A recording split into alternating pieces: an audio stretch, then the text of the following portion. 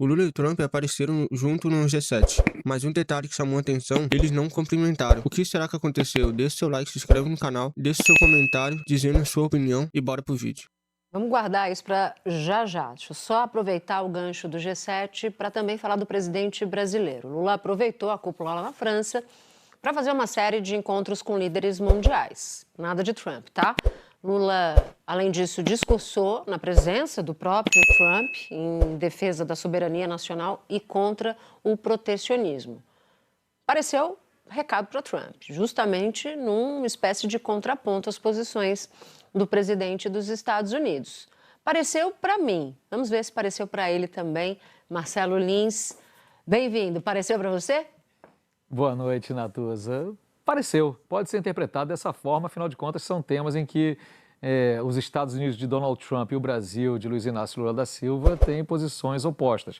Preciso até negociá-las, até porque é do interesse dos dois lados, mas fato é que havia muita expectativa, muito se falou nos últimos dias, aqui mesmo a gente já falou, em outros momentos na Globo News também, sobre a possibilidade de um encontro entre Lula e Trump, às margens aí dessa cúpula do G7, mas aparentemente isso não aconteceu. Não só não aconteceu, como nas imagens que a gente está vendo aí, da arrumação dos líderes para a chamada foto de família, o Trump passa ali, nem fala com o Lula também vai para o cantinho dele, os lugares já escolhidos, obviamente, ali, o Lula mais na ponta ali, entre outras coisas, porque o Lula e o Brasil não fazem nem parte do G7, né? O presidente brasileiro ele é convidado mais uma vez, é a 10ª vez que ele é convidado para o G7, mais do que qualquer outro dos líderes que estão aí nessa foto, mas não houve o tal do encontro. Ao mesmo tempo, Lula mostrou estar próximo, ou pelo menos querendo manter uma proximidade com lideranças europeias. Esteve reunido com Emmanuel Macron, esteve ali em conversa com a presidente da Comissão Europeia, Ursula von der Leyen, e com Antônio Costa,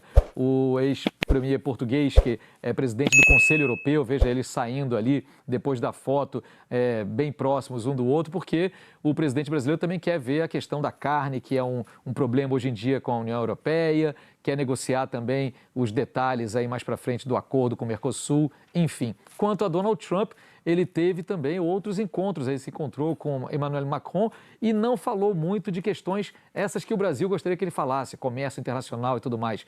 Centrou a sua participação respondendo questões ali, ou dando declarações sobre o que espera que aconteça com esse tal desse acordo para acabar com a guerra contra o Irã, como falava o Pontual, e teve também uma conversa com aí tem o presidente Lula falando também com a primeira-ministra do Japão, que ele disse esperar também vá fechar um acordo com o Mercosul. Isso ainda vai demorar um pouquinho, quer dizer, demorar um pouquinho, é coisa de mês e pouco, até que isso seja anunciado oficialmente na reunião do Mercosul, né? Aí a gente está vendo o presidente Lula também com o presidente da Suíça, enfim. Mas o Trump, só para não deixar de falar, ele teve um papo mais alentado com quem? Com Volodymyr Zelensky, presidente da Ucrânia, com quem ele não se encontrava desde dezembro do ano passado. E aí, por quê? Porque há uma vontade aparente nesse momento do Trump de colocar um pouquinho mais de pressão, já que ele não fez isso até agora, sobre Vladimir Putin, para que também acelere o final de um conflito que dura mais de 4 anos, a guerra da Rússia contra a Ucrânia, que começa com aquela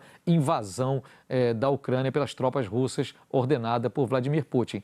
O que vai sair disso tudo? Vamos ver. Primeiro, tem esse horizonte curtinho, sexta-feira, na Suíça também, mas agora no resort alpino, também não, porque na verdade esse encontro aí acontece na França, do outro lado do lago é a Suíça, Lausanne, mas sexta-feira, expectativa de assinatura desse tal de acordo para acabar com a guerra no Irã. Vamos ver. As conversas com o Brasil, me parece, vão esperar um pouquinho mais.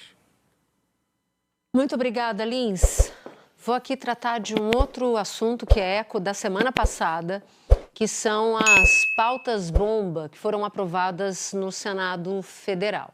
O governo agora está recorrendo ao auxílio do presidente da Câmara, Hugo Mota, para tentar conter e barrar essas pautas que fazem explodir ainda mais os gastos públicos. Para entender a dimensão dessas pautas, eu vou conversar agora com Marcos Mendes.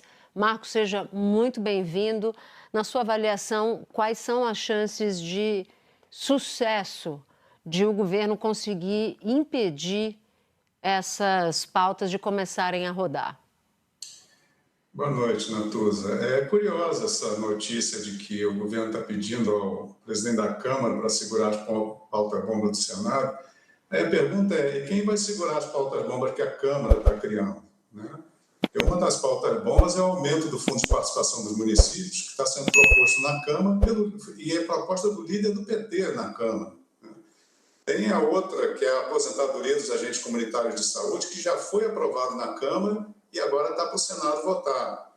Tem o projeto de isenção tributária das igrejas, que também está proposto na Câmara. Então, não existe esse negócio de pauta-bomba do Senado. O que existe é o seguinte, é um poder executivo que propõe as suas próprias pautas-bombas e abre espaço para o legislativo fazer a mesma coisa. E no modelo político brasileiro, gostemos ou não disso, quem tem que forçar o equilíbrio, a responsabilidade fiscal, é o executivo, porque o legislativo não tem incentivo nenhum para isso. Se o executivo adota uma pauta de expansão fiscal, como o nosso executivo está criando, né, dando subsídio, crédito subsidiado para carro, para Uber, para táxi, para o setor aéreo, para compra de carro, para exportador e etc., né? Se está fazendo desenrola com garantia pública, se está dando subsídio para combustíveis, na hora que o executivo adota essa pauta, o legislativo não vai ficar parado e vai correr atrás, né? Agora, curioso também é que dos argumentos do executivo é de que as propostas, as pautas-bombas do Senado e da Câmara não respeitam a Constituição e a Lei de Responsabilidade Fiscal porque não estimam o custo. O Executivo faz exatamente a mesma coisa.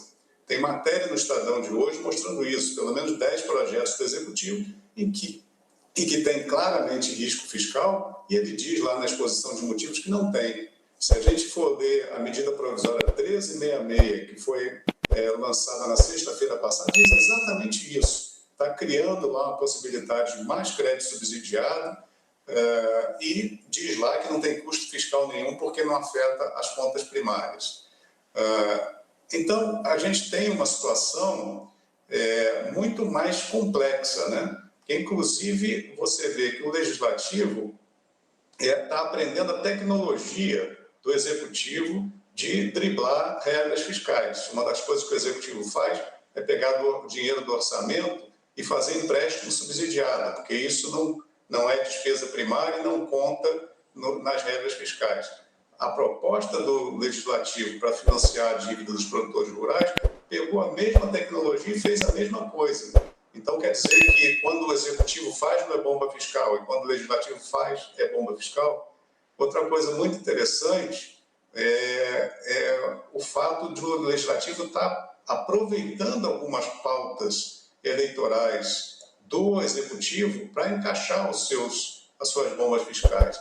Então, por exemplo, por conta da redução de jornada de trabalho, o Legislativo já está propondo aumentar o benefício fiscal para os microempreendedores individuais, dizendo que tem que baixar o custo, compensar pelo aumento do custo de trabalho, e já está propondo também essa PEC de aumento do Fundo de Participação dos Municípios, dizendo que tem que aumentar, compensar o custo do aumento do custo do trabalho dos municípios, né?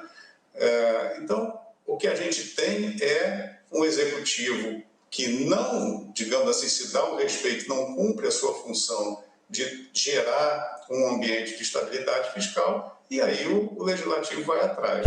Não é recorrendo ao STF, não é negociando com o presidente da Câmara, que o Executivo vai segurar isso. Ele tem que mudar a postura fiscal dele. Obrigada, Marcos. Vamos fazer um rápido intervalo? E na volta, Copa do Mundo.